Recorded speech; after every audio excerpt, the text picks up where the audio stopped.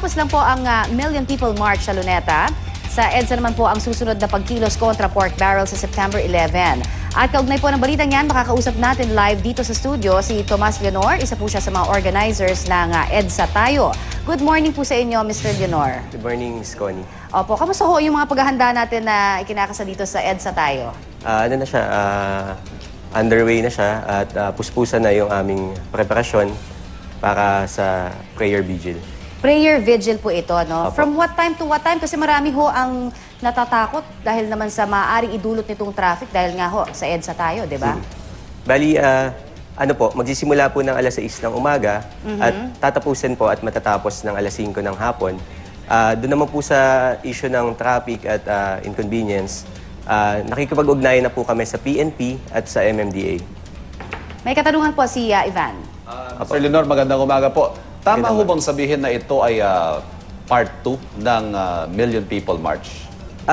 Hindi naman po siya part 2. Although we get also our inspiration from Luneta, ito po ay kumbaga isang lang naman po tayo, isang layunin.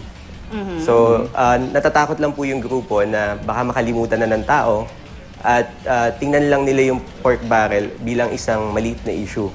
Pero kung susuriin po natin talagang mabuti at pag-aaralan, ito po ay malaking problema at ito po ang ugat talaga ng paghihirap ng bansa natin. Nabanggit niyo po nangangamba ang grupo. Pwede po bang malaman sino-sinong grupo ang nasa likod nitong activity na ito? At pangalawa, will you allow political speeches during the activity? Opo.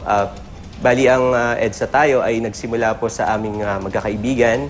Meron pong journalist, meron pong photographers, director po sa pelikula, at ako po ay isang artist, visual artist.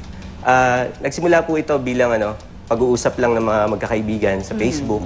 At siguro po lumaki na lang siya. At madami yung nag-express ng intention na sumama. Ito po ay hindi political rally. Okay, so non-partisan din siya. Non-partisan po. So pero may mga parang pinapanawagan kayo kasi mga kulay na isusuot, di ba? Opo. Wala ho bang mga parang implikasyon yun ng Political ibang kulay undertones.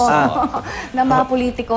Hindi, wala naman po kasi kaming kulay. Kung may naririnig man po kayo na kulay na dapat isuot, siguro po sa ibang grupo yun ang galing. Pero as Ayun. far as EDSA Tayo, hindi pa po namin sinasabi kung anong kulay yung isusuot. Pero gusto po talaga namin walang kulay. Okay, so parang kumbaga pumunta lang doon sa isang layunin which is pakiulit lamang po muli, sir. Opo, bali yung layunin po ng EDSA Tayo ay ipagdasal. Ito po ay isang prayer para mag-heal yung ating bansa. At siguro po umapela sa mga puso ng bawat isa sa atin na suriin natin. Part ba tayo ng problema? Ano ba yung ginagawa natin para maibsan yung problema natin? May question din doon kasi sa September 11, hindi ba? Ano po? Di ba Sorry. doon sa mismong date na napili ninyo? Opo. Birthday kasi. Well, yung pong EDSA Tayo ay hindi naman po siya konektado sa kahit sinong personalidad, politiko, buhay man po o patay. Ayun. So, malinaw po yan. So, September 11, magsisimula kayo ng alas 6 ng umaga. Opo. Doon mismo sa may EDSA Shrine EDSA nga. Shrine po. Di ba? Alright. Interfaith, po siya? Prayer Interfaith vigil. Rally. Maraming salamat sa inyo, Mr. Tomas Leonor. Thank you Isa po. sa mga organizer ng EDSA Tayo.